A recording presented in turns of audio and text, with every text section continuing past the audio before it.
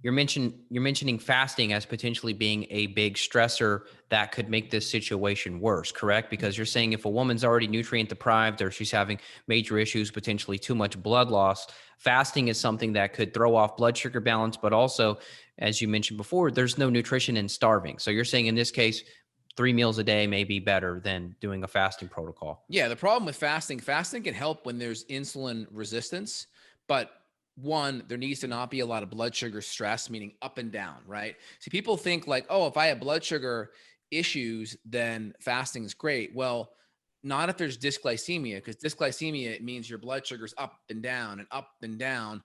And every time it goes up, your pancreas kicks in. Every time it goes low, your adrenals kick in with cortisol and adrenaline. So there's stress on those glands.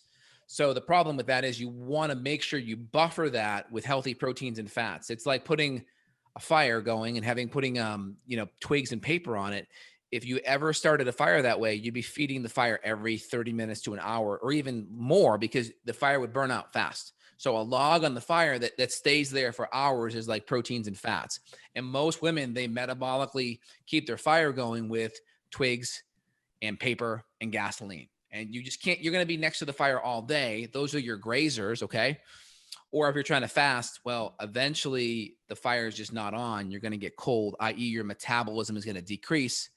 And if you're already nutrient deprived and now you're fasting and not getting enough nutrition, that's a problem. Now, of course, if you're going to fast and you're compressing your feeding window, the key mistake is not getting enough nutrients. So you have to get enough nutrients. Now, if you're doing it a day or two a week and you're already healthy and you're getting an overabundance of nutrients those other 5 days, of course your body can handle that, right? But most aren't in that overabundant state. They're already depleted, and that's where it's a problem. Yeah, and you're mentioning the grazers. I mean, these people are not grazing Correct. on grass-fed beef jerky typically. They're going to be grazing on, I don't know, maybe some gluten-free pretzels or something. I mean, it's going to be more of like a process thing. It's not going to be, I mean, maybe it is. Maybe you're grazing on macadamias or something like that, and you'd be okay. But in general, you want to be able to have 3 solid meals per day. I find once women do actually calculate how much they're eating, most of them are under eating.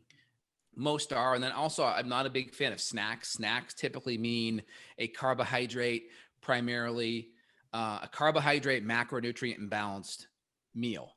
It's smaller and it's primarily carbs, and it's usually not enough. And a lot of times, snacks can be used to compensate for a poor meal previously. So I like the word mini meal because it provides, hey, there's balance like a meal, meaning there's some protein, fat, maybe a little bit of carbs in there. Ideally, you're doing a mini meal because your next meal is just a longer gap. So, like if you had lunch at noon, but you and your husband are going out to eat at 7, well, that may be a little bit long for you. So, maybe you want like a good protein, fat kind of keto bar here or a little mini smoothie like around 5 o'clock, right? To kind of give you a little bump so your blood sugar doesn't go super low until you feel good. Now, if you're healthy, you can maybe be able to handle it. If you have blood sugar issues, then maybe a little mini meal is good right there to provide balance. Does that make sense? Yeah, it does. It does.